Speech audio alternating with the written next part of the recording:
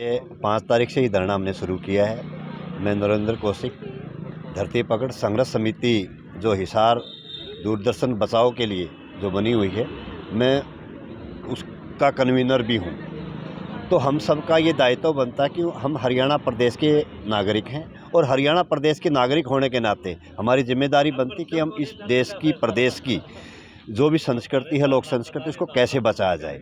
और ये दूरदर्शन केंद्र तत्कालीन जो हमारी सूचना प्रसारण मंत्री थी सुषमा स्वराज जी, जो हरियाणा की बेटी भी थी, उनकी एक सोच थी कि मैं इस प्रदेश को एक ऐसा प्लेटफॉर्म दूं कि लोगों को ज़्यादा से ज़्यादा हरियाणा की संस्कृति से जुड़ने का मौका मिले।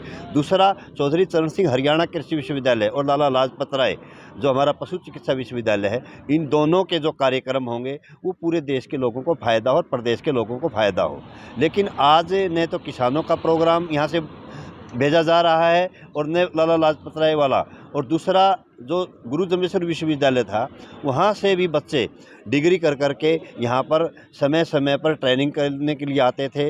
लेकिन उन सब के लिए भी आज ये दरवाज़ा बंद हो रहा है।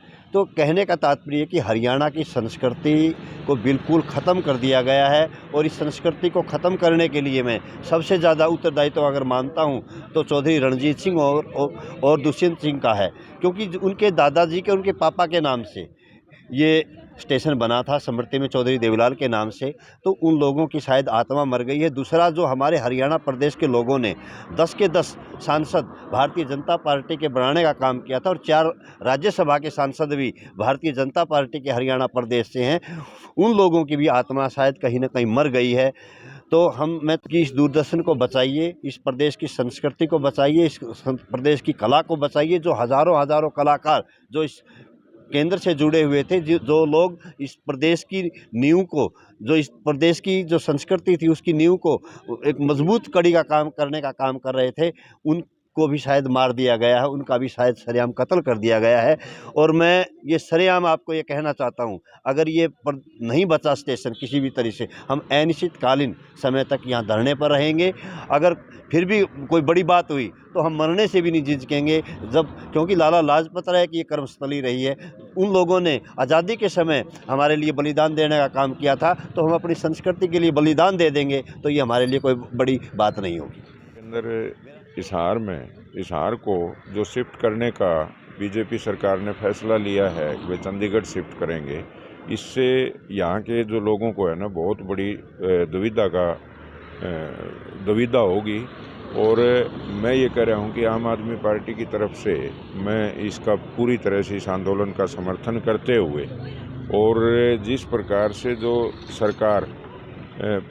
जो सरकारी संस्थान है उनको निजी हाथों में सौंप रही है, इससे पहले भी हमने बड़े प्रयास किए, जनता को जागरूक करने के लिए बड़े संघर्ष किए, लेकिन है ना ये बात समझ में नहीं आई। लेकिन यहाँ तक प्रधानमंत्री मोदी जी ने तो ये कह दिया था कि भाई मैं इस देश को बिकने नहीं दूंगा, झुकने नहीं दूंगा। आज हम ये कह रहे हैं, ये देश बिक भी रहा है और झुक भी रहा है। इसमें जितने सरकारी संस्थान से, चाहे वो बीमा था, चाहे बैंक थी, चाहे LIC था, चाहे BSNL थी, चाहे रोडवेज थी, बिजली थी, रेलवे था, हर विभाग को बेचा जा रहा है।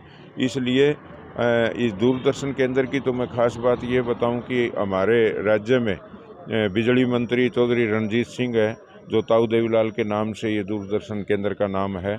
और इसी प्रकार से उनके पोते हैं, वो उप मुख्यमंत्री है दुष्यंत चौटाला। आज उनको कम से कम है न इस मामले में ज़रूर दखलंदाजी करनी चाहिए, लेकिन वो चुपचाप बैठे हुए हैं, सोए हुए हैं। और इससे आम जनता को, किसान को, मजदूर को, कर्मचारी को, छात्र को, महिला को, सबको बहुत बड़ा नुकसान होगा चंडीगढ़ इसको शिफ्ट करने से। और इसलिए हम सरकार से अपील करते हैं कि जो बच्चे यहाँ नौकरी कर रहे थे उनको, उनके जो रोज़गार है वो छीने जा रहे हैं, वो बेरोज़गार होंगे। एक तरफ तो सरकार कह रही है कि बीजेपी कह रही थी कि हम इतने लाखों लोगों को रोज़गार देंगे, दूसरी तरफ लाखों लोगों के रोज़गार सरकार छीन रही है और इस सरकार को थोड़ी सी भी शर्म नहीं आती। और वहाँ मैं सत्ता पक्ष और विपक्ष के नेताओं को, दोनों को ये कहना चाहता हूँ, चाहे कोई MLA है, चाहे कोई MP है, अब यहाँ कोई भी इसका विरोध करने के लिए नहीं आता, विपक्ष वाले भी नहीं आए। मात्र वो बयान दे के ना अपना पल्ला झाड़ लेते हैं, क्योंकि उन्होंने भी इस निजीकरण की प्रक्रिया की जो शुरुआत की थी आज की जो पूर्व सरकार है उसकी स्पीड थोड़ी धीमी थी और इन्होंने तेज़ी से इस स्पीड को और बढ़ा दिया। हम जनता से अपील करते हैं इस प्रकार की सरकारों का मुंह तोड़ जवाब देने के लिए आप लोगों को आगे आना चाहिए, हर पब्लिक को, जनता को आगे आना चाहिए, ताकि अपने देश और प्रदेश की संपत्ति को इन चोर और लुटेरे और भ्रष्टाचारियों से बचाया जा सके। अगर इनकी मांगे ये तो इनकी जो दूरदर्शन केंद्र की जो कमेटी है वो फैसला करेगी। हम आम आदमी पार्टी की तरफ से इनका जो भी फैसला होगा उसका पुरजोर समर्थन करें।